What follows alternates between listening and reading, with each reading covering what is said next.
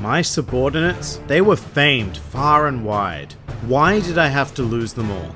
My friends were lost to me precisely because they were still alive. If they had all been zombies, dead from the start, I would have lost nothing.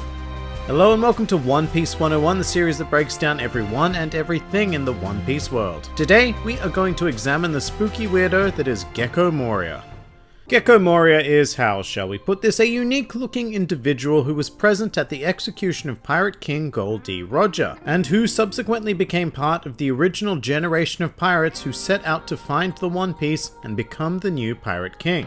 And while we know very little of his early days as a pirate, it's clear that Moria was quite successful in his pursuits, having sailed through the first half of the Grand Line and even entering the New World. At his peak, Gekko Moria held a bounty of 320 million berries, and furthermore, his crew also consisted of famed pirates known throughout the globe. So this is sounding like a pretty happy story so far, but I'm afraid it's all downhill from here. So exactly where did it all go wrong for Gekko Moria? Well, at a certain point in history, Moria was considered the equal of a pirate by the name of Kaido, whom we now know as one of the 4 emperors and the strongest living creature in the world. So presuming this is true, Kaido would go on to quickly surpass Moria in terms of strength, and the two would clash in the New World. Not only did Moria lose this battle, but his entire crew was killed in the conflict.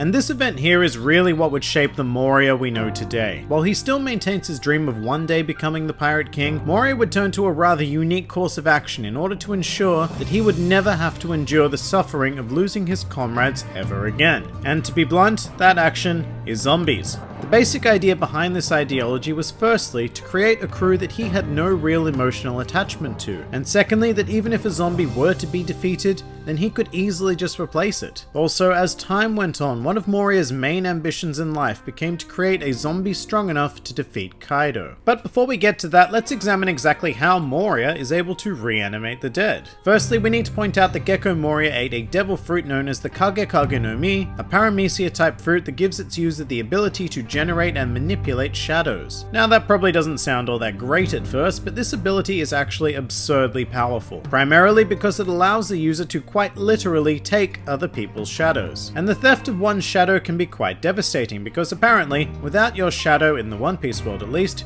you will be completely vaporized if you come into contact with sunlight. So under the right conditions, this one ability is an instant kill for Moria, but the fruit's benefits do not stop there. After taking a shadow, Moria is able to reinsert that shadow into another body. Moria generally uses corpses for this purpose, and thus he is able to create what we are going to call zombies. It's important to note that these zombies do possess the characteristics of the person whose shadow was stolen, however eventually all of the zombies do become subservient to Moria. In addition, Moria is also able to manipulate his own shadow to great success, and is even capable of creating shadow clones to fight for him. The second feature is quite important because it further emphasizes Moria's attitude towards combat in his post-New World years.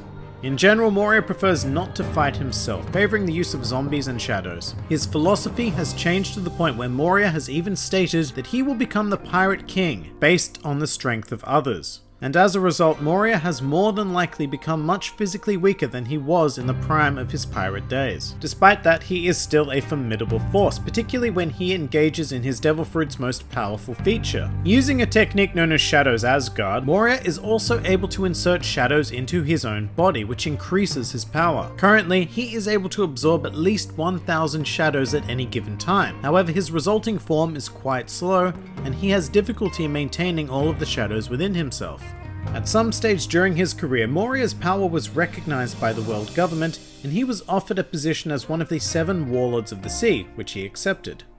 Moria's first actual introduction into the series would be during the Thriller Bark arc, where he served as the main antagonist. By this time, Moria was captain of the world's largest pirate ship, Thriller Bark, and during this portion of the story, he managed to steal the shadows of Luffy, Zoro, Sanji, and Robin, as well as Brook. Moria decided to insert Luffy's shadow into the corpse of Oars, a legendary creature that he had discovered frozen in an ice country. Furthermore, Moria outfitted Oars with a cockpit that he can use to somewhat pilot him, like a giant robot. And just to add another thing to the list of crazy things that Moria's Devil Fruit can do, Moria was able to use his Devil Fruit abilities to make ores stretch and fully capable of mimicking Luffy's attacks. While inside ores, Moria would quite successfully combat the entirety of the Straw Hat Pirates, well, that is until Nightmare Luffy showed up, at which point Luffy proceeded to decimate ores and Moria inside of him with the help of his crew, and Moria was seemingly defeated. However, proving surprisingly durable, Moria would emerge and activate Shadow's Asgard, absorbing a total of 1,000 shadows and engaging in a one-on-one battle with Luffy. During this boss battle, Luffy just continuously beat Shadows out of Moria until he finally finished him off using a Gear 3rd attack. Moria then lost consciousness, and as a result the rest of the shadows he had captured were released and returned to their original owners.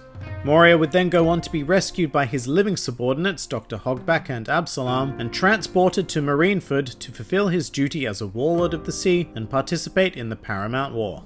Moria's most prominent action during the conflict would be a one-on-one duel with former warlord of the sea Jinbei, although it must be noted that Moria was rather easily overcome by the incredibly powerful fishmen. However, Moria did have at least one moment of glory during the battle, managing to impale the mighty Oars Jr. with his Devil Fruit abilities. After the war, Moria was attacked by fellow warlord of the sea Don Quixote Doflamingo, who claimed that Moria was too weak to continue serving as a warlord, and that he had received orders from a source even higher up than Fleet Admiral Sengoku to eliminate Moria. Moria's supposed death was published with the claim that he perished during the Paramount War. However, we were later informed that Doflamingo's assassination attempt failed and that Moria is actually alive and well somewhere in the New World.